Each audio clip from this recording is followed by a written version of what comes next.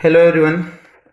Last video में हमने बात की थी अबाउट न्यूट्रिशन इन बैक्टीरिया, जिसमें हमने बात की थी कि bacteria can show the autotrophic and heterotrophic nutrition और उसके डिफरेंट डिफरेंट टाइप्स के बारे में हमने बात करी थी। In today video we will deal about the respiration and mode of respiration. Bacteria किस किस तरीके से रेस्पिरेशन कर सकता है, हमें उसके बारे में यहाँ पर बात करनी है। तो रेस्पिरेशन की अगर हम बात करें तो break down of food and releasing of energy is known as the respiration. खाने का तोड़ना और एनर्जी का निकलना रेस्पिरेशन कहलाता है। तो डेफिनेशन पे आ जाते हैं। सबसे पहले definition of respiration, break down of food and releasing of energy known as respiration. खाने का टूटना और एनर्जी का निकलना रेस्पिरेशन कहलाता है। अब जो खाना टूटेगा उसके टूटने के लिए दो कंडीशन हो सकती है, या तो ऑक्सीजन प्रेजेंट हो या फिर एब्सेंट हो। तो यहाँ पर हम बोल सकते हैं कि रेस्पिरेशन है the two different types. The one is the aerobic respiration and the second one is the anaerobic respiration. And those organisms who perform the aerobic respiration, they are known as the aerobes. And those organisms, those microbes which show the anaerobic respiration known as the anaerobes. ठीक है, तो यहाँ पर have two major types. Have two major types on the basis of respiration. Respiration के basis पे जो microbes है वो हमने दो टाइप के बोले हैं। The first one is the aerobes and the second one is the anaerobes. जो ऑक्सीजन की प्रेजेंस में खाना तोड़े उसको तुम बोलेंगे एरोब्स, और जो अब्सेंस में ब्रेक डाउन करे नॉन एज द अनएरोब्स। ठीक है, तो यहां पर work under aerobic condition known as aerobes, और अनएरोब्स किस में काम करेंगे? Work under anaerobic condition. Work under anaerobic condition known as anaerobes बोलते हैं। ठीक है, जो बैक्टीरिया उनको हमने फिर फोर मेजर कैटेगरी के अंदर डिवाइड कर दिया है। तो bacteria are divide into four major category. Four major category या फिर types of bacteria on the basis of respiration. Respiration के बेसिस पे यहाँ पर फोर मेजर टाइप्स आ जाते हैं। ठीक है, कौन कौन से हैं वो देखते हैं। सबसे पहले तो हम देख लेते हैं कि इनकी दो मेजर टाइप्स हैं। The first one is the obligate and second one is the facultative. ठीक है, अब इसको भी हम एक और टाइप में डिवाइड कर देते हैं। दिस वन इज द आपका एरोब्स एंड अनएरोबिक कंडीशन में आ जाएगा। ठीक है, ओब्लिगेट के भी दो टाइप आ जाएंगे, aerobes and anaerobes. Same as it is facultative के भी हम दो टाइप बोल देंगे, एरोब्स एंड अनएरोब्स। ये फोर टाइप है। बट अगर हम सिंपल वे में देखना चाहें तो हम इनको एक एक करके डील कर सकते हैं। First one is the obligate और स्ट्रिक्ट एरोब्स। तो पहला टाइप हमारा ओब्लिगेट या स्ट्रिक्ट एरोब्स। देखिए, ओब्लिगेट का मतलब क्या होता है? स्ट्रिक्ट होता है, जो सिर्फ और सिर्फ एक ही कंडीशन में काम कर सके, दूसरे कंडीशन में चेंज ना हो पाए, जो सिर्फ एक ही सिचुएशन तक बाउंडेड रहे, उसको हम बोलते हैं ओब्लिगेट बोलते हैं। तो ओब्लिगेट एरोब्स ये सिर्फ और सिर्फ किस में काम करेंगे? एरोबिक कंडीशन में काम करेंगे, अनएरोबिक कंडीशन में काम नहीं कर सकते। ठीक है, तो ओब्लिगेट का मतलब स्ट्रिक्ट, और ये स्ट्रिक्टनेस किसके लिए? सिर्फ और सिर्फ एरोबिक कंडीशन के लिए, यानी कि ये सिर्फ एरोबिक कंडीशन में ही काम करेंगे। ठीक है, तो दीज बैक्टीरिया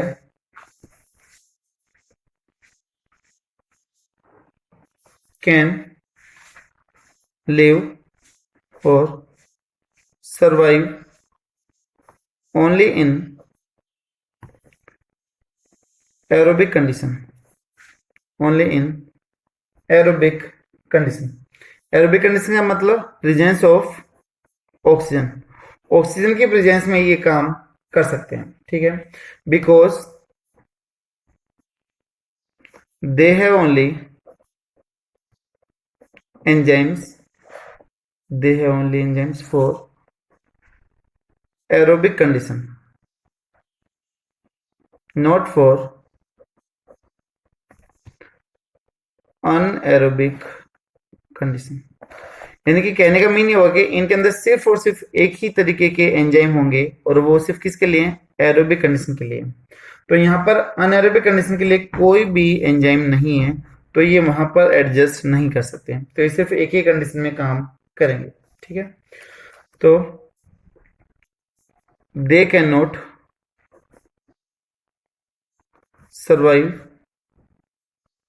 और work under absence of oxygen because they don't have any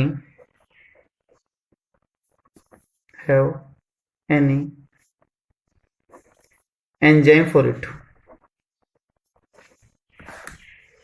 इसके लिए कोई भी एंजाइम नहीं है, तो ये एनाएरोबिक कंडीशन में काम नहीं करेगा। और ओब्लिगेट या फिर स्ट्रिक्ट एरोब्स का एग्जांपल आ जाएगा, that is bacillus subtilis. Example is bacillus subtilis,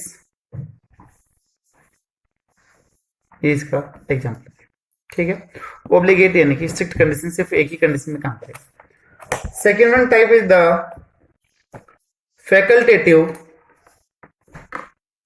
second type is the facultative यानी कि फ्लेक्सिबल कंडीशन, फैकल्टेटिव अनएरोब्स।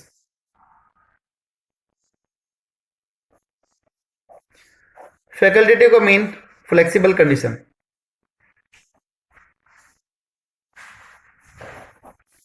और ये फ्लेक्सिबिलिटी किसके लिए आएगी?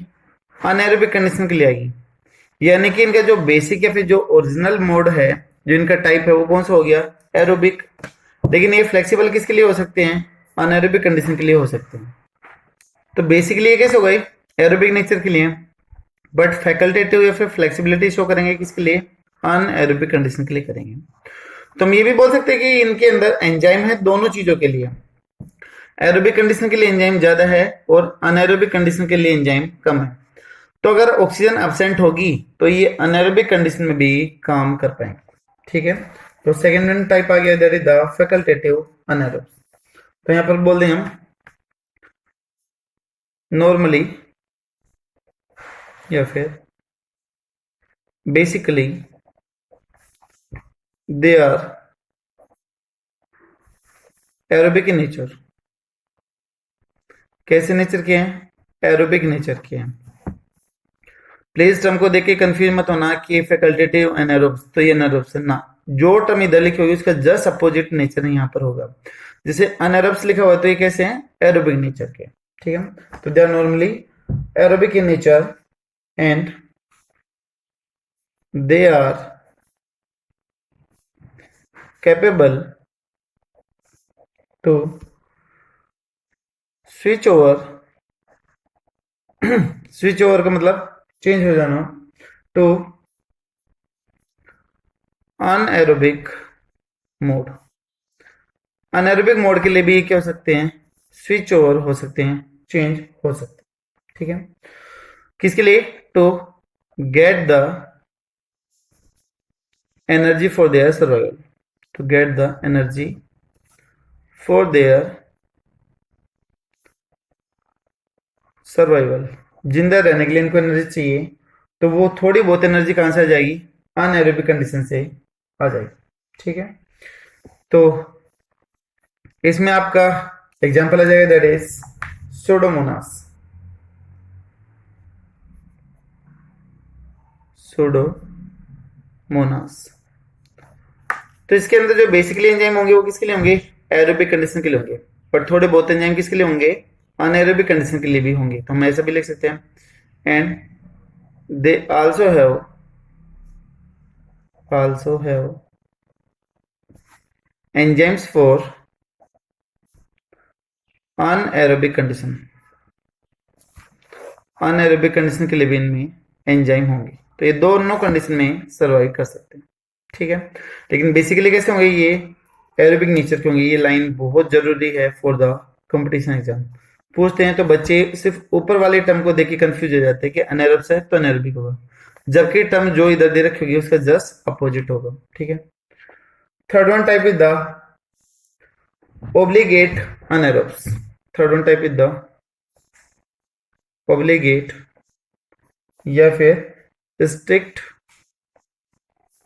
anaerobes।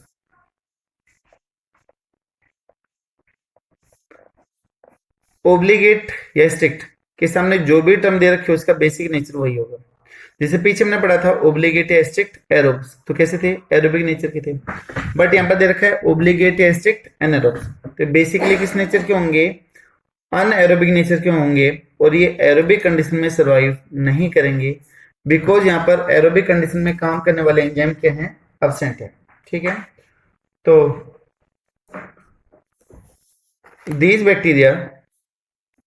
these types of bacteria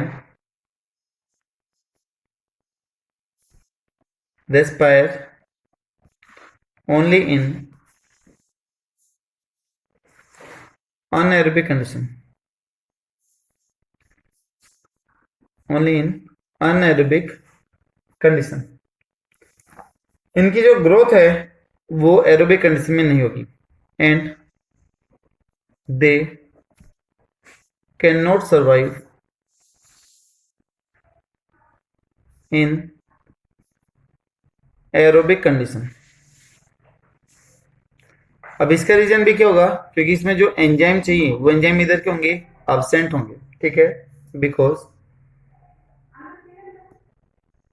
they don't have any enzyme for aerobic respiration. Aerobic respiration के लिए इनमें कोई भी एंजाइम नहीं होगा, तो इसलिए ये टोटली किस में रहेंगे, अनएरोबिक कंडीशन में ही रहेंगे। और यहाँ पर जो एनर्जी होगी वो भी कैसे निकलेगी, कम निकलेगी। काफी इंपॉर्टेंट पॉइंट है ये भी। And produce less amount of energy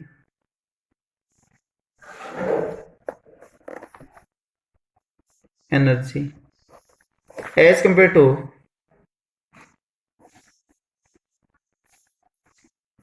aerobic respiration। Aerobic respiration में एनर्जी क्या होती है, ज्यादा होती है as compare to the anaerobic respiration. तो यहाँ पर कौन सा है, अनएरोबिक रेस्पिरेशन होगा, तो एनर्जी की अमाउंट भी क्या होगी, इधर कम होगी। ठीक है, एग्जाम्पल की अगर हम बात करें तो इसमें एग्जाम्पल आ जाएगा, that is Clostridium botulinum. Clostridium botulinum, जो क्लोस्ट्रिडियम बोटुलिनम में है, it cause the food poisoning. जो पैक्ड फूड आइटम होते हैं उनमें फूड पॉइजनिंग करने के लिए क्या होता है, रेस्पॉन्सिबल होता है। ठीक है, तो क्योंकि वहां पर कौन सी कंडीशन होती है, अनएरोबिक कंडीशन हो जाती है। तो जो भी पैक्ड आइटम्स होते हैं, फूड आर्टिकल्स होते हैं, उनकी एक्सपायरी डेट के बाद उनमें फाउल स्मेल आने लगती है, तो वहां पर पॉइजन बनना स्टार्ट हो जाता है। ठीक है, and last one type is the facultative aerobes. Last one type, fourth type, that is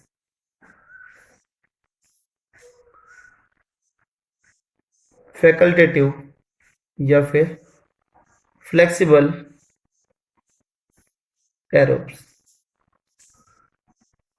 तो हमने इससे पहले वाले पॉइंट में देखा था, सेकंड पॉइंट में, कि जो टर्म इधर लिख रखी है उसी के लिए क्या होगी, फ्लेक्सिबिलिटी होगी।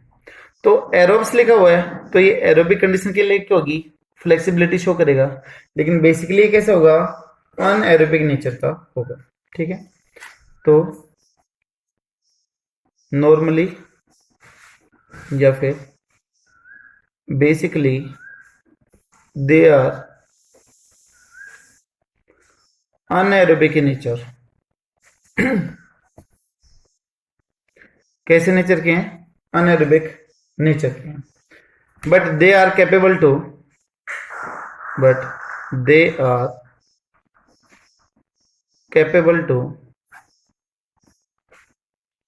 survive under aerobic condition। लेकिन ये एरोबिक कंडीशन में भी काम कर सकते हैं या फिर एडजस्ट कर सकते हैं। ठीक है, तो इफ ऑक्सीजन इज अवेलेबल, अगर ऑक्सीजन आ गई तो उसके अंदर भी ये काम कर पाएंगे। ठीक है, तो जो मोस्टली जो आपके फोटोसिंथेटिक बैक्टीरिया हैं, they are facultative aerobes in nature. ये पॉइंट जरूरी है काफी कंपटीशन एग्जाम के लिए, कि most of the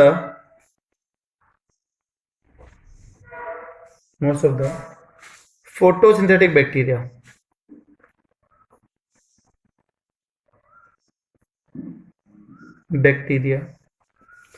are facultative aerobes.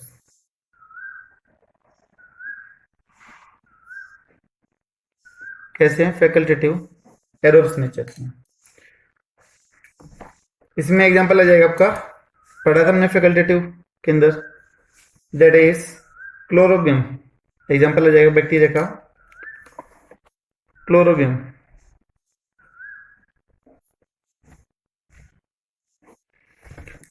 तो यहां पर ये 4 different type of respiration complete होते हैं। ठीक है, एक बार फिर से मैं आपको डिवाइड करवा देता हूँ टॉपिक ये, कि हमने क्या क्या पढ़ा है और कैसे रिलेट किया है। सबसे पहले रेस्पिरेशन की बात करिए, तो डेफिनेशन में बोला था कि breakdown of food and releasing of energy known as the respiration. खाने का टूटना और एनर्जी का निकलना रेस्पिरेशन कहलाता है। हर एक जिंदा चीज में रेस्पिरेशन होता है। तो रेस्पिरेशन कौन सी प्रॉपर्टी होगी, दैट इज डिफाइनिंग प्रॉपर्टी होगी। अब कोई भी ऑर्गेनिज्म किस कंडीशन में काम कर रहा है, तो उसके बेसिस पे हमने 2 तरह के माइक्रोब्स या ऑर्गेनिज्म बोले। The first one is the aerobes and the second one is the anaerobes. तो हमें बैक्टीरिया की बात करनी है मोनेरा के अंदर, तो हम माइक्रोब्स वर्ड यूज करेंगे। तो those microbes which work under the aerobic condition known as the aerobes, those microbes या bacteria which work under the anaerobic condition known as the anaerobes. यहाँ पर 4 मेजर टाइप्स थे, लेकिन उससे पहले हमने 2 टाइप्स देखे थे, obligate and the facultative. Obligate का मतलब स्ट्रिक्ट, जो सिर्फ और सिर्फ एक ही सिचुएशन के अंदर काम करे, जो सिर्फ और सिर्फ एक ही कंडीशन में काम करे, तो इसके लिए वर्ड यूज होगा ओब्लिगेट। जो फ्लेक्सिबिलिटी शो कर दे, जो फ्लेक्सिबल हो जाए, तो इसके लिए वर्ड यूज करेंगे फैकल्टेटिव। अभी हमने देखे थे ओब्लिगेट एरोब्स, जो टोटली एरोबिक कंडीशन में काम करेंगे, ओब्लिगेट अनएरोब्स, जो टोटली अनएरोबिक कंडीशन में काम करेंगे। इसी तरीके से फैकल्टेटिव एरोब्स तो होंगे कैसे, ये अनएरोबिक कंडीशन के होंगे नॉर्मली, बट एरोब्स के लिए, एरोबिक कंडीशन के लिए क्या करेंगे, एडजस्ट कर जाएंगे।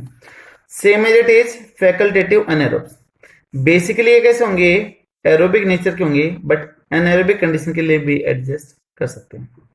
यहाँ पर हमने ओब्लिगेट और स्ट्रिक्ट एरोब्स की डेफिनेशन देखी कि नॉर्मली कैसे होंगे, एरोबिक नेचर के, बट इनके अंदर जितने भी एंजाइम थे एनारोबिक के लिए, वो सारे के सारे होंगे एब्सेंट। यहाँ पर एंजाइम आ गया, दैट इज बैसिलस सबटिलिस। दूसरा टाइप है फैकल्टेटिव अनएरोब्स, बेसिकली कैसे होंगे, एरोबिक नेचर के, लेकिन एरोबिक कंडीशन के लिए भी एडजस्ट कर जाएंगे। तो यहाँ पर एग्जांपल आ जाए आपका सुडोमोनास। थर्ड है ओब्लिगेट अनएरोब्स, तो यानी कि ये टोटली अनएरोबिक कंडीशन में सर्वाइव करेंगे। एरोबिक कंडीशन के लिए जितने भी एंजाइम है वो सारे के सारे क्या होंगे, इधर एब्सेंट होंगे। आपका एग्जांपल आ गया यहाँ पर Clostridium botulinum which cause the food poisoning, and last one is the facultative या फिर फ्लेक्सिबल एरोब्स। तो बेसिकली किस नेचर के, होंगे ये एरोबिक, बट अनएरोबिक कंडीशन के लिए एडजस्ट कर पाएंगे। तो एग्जांपल आ जाएगा क्लोरोबियम। तो यहाँ पर आपका रेस्पिरेशन का टाइप कंप्लीट। नेक्स्ट वन हम डील करते हैं, that is reproduction in its type. Now third major process, that is the reproduction. अभी तक हमने दो मेजर प्रोसेस पढ़े हैं बैक्टीरिया के अंदर। The first one was the nutrition and the second one was the respiration. Now third one type is the reproduction. Reproduction का mean ability to produce the new organism of the same type species is known as the reproduction। खुद की जैसी प्रजाति का खुद के जैसे एक नए ऑर्गेनिज्म को प्रोड्यूस करना क्या कहलाता है? रिप्रोडक्शन कहलाता है। तो डेफिनेशन पे आ जाते हैं। सबसे पहले एबिलिटी टू या फिर process to produce the new organism of the same kind species या फिर पब्लिक करके ओन टाइप। खुद की जैसी स्पीसीज का या खुद के जैसे एक नए ऑर्गेनिज्म को प्रोड्यूस करना, that is known as the reproduction. और यहाँ पर दो टाइप होते हैं। The first one is the hetero type. पहला टाइप है asexual reproduction. First one is the asexual reproduction and the second one is the sexual. ये यहाँ पर हम डील नहीं करेंगे, हम सिर्फ बैक्टीरिया के केस में डील करेंगे। लेकिन फिर भी आपको मैं एक बार डेफिनेशन बता देता हूँ। ए सेक्सुअल जिसमें सिर्फ और सिर्फ सिंगल पेरेंट की इन्वॉल्वमेंट हो, गैमेट ना बने और ना ही गैमेट जुड़े, तो उसको हम बोलते हैं ए सेक्सुअल रिप्रोडक्शन बोलते हैं। तो a process in which single parent is capable to produce the new organism without formation and fusion of the gamete, that is known as the asexual reproduction। A process in which single parent is involved and formation of new organism take place without gamete formation and fusion। ना तो यहां पर gamete की formation होगी और ना ही वहां पर फ्यूजन होगा। और तब की हम अगर सेक्सुअल रिप्रोडक्शन की बात कर दें तो यहाँ पर टू पेरेंट्स की इन्वॉल्वमेंट होगी, दो पेरेंट्स से ही यहाँ पर फ्यूजन ऑफ गैमेट्स भी होगा और गैमेट फॉर्मेशन भी होगा। तो इसकी डेफिनेशन बोल देंगे, a process in which two parents are use and formation of new organism take place by the formation and fusion of the gamete, that is known as the sexual reproduction. Asexual में एक single parent होगा, ना gamete बनेंगे ना ही fuse होंगे। ठीक है। Bacteria के केस में जो मोस्ट कॉमन है that is the asexual reproduction. Sexual totally क्या होगा? अब्सेंट, बट उसका जो प्रिमिटिव टाइप है, जो पहले वाला टाइप है पैरासेक्सुअल क्या होगा? प्रेजेंट होगा। तो यहां पर हम लिख लेते हैं bacteria mainly show asexual mode of reproduction, asexual mode of reproduction। ठीक है। but sometime they also show parasexual reproduction। Parasexual is the primitive type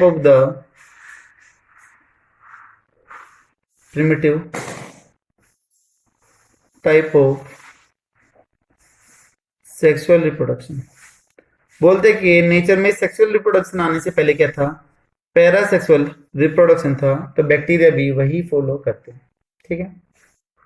तो बैक्टीरिया में जो ट्रू सेक्सुअल रिप्रोडक्शन है that is totally absent, but parasexual में वहां पर क्या होगा? प्रेजेंट होगा। तो नेक्स्ट पॉइंट हम कर सकते हैं, true sexual reproduction is totally absent in Monera Kingdom. Monera kingdom में ट्रू सेक्सुअल रिप्रोडक्शन टोटली क्या होगा? absent. उसकी जगह पर कौन सा मिल जाएगा? पैरासेक्सुअल रिप्रोडक्शन मिलेगा. तो हमें बात करनी है सबसे पहले किसकी? ए सेक्सुअल रिप्रोडक्शन की बात करनी. ठीक है, तो फर्स्ट वन हम टाइप पे आ जाते हैं. That is first type, that is a sexual reproduction. Asexual reproduction की बात कर लेते हैं बैक्टीरिया में. ठीक है, तो जो बैक्टीरिया हैं वो स्पोर प्रोड्यूस करते हैं, ए सेक्सुअल स्पोर प्रोड्यूस करते हैं डिफरेंट डिफरेंट टाइप से. तो bacteria produce different types of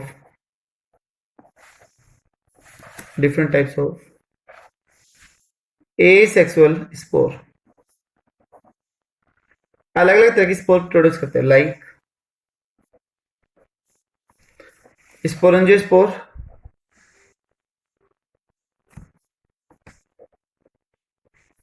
second type is the oidia, conidia and endospore and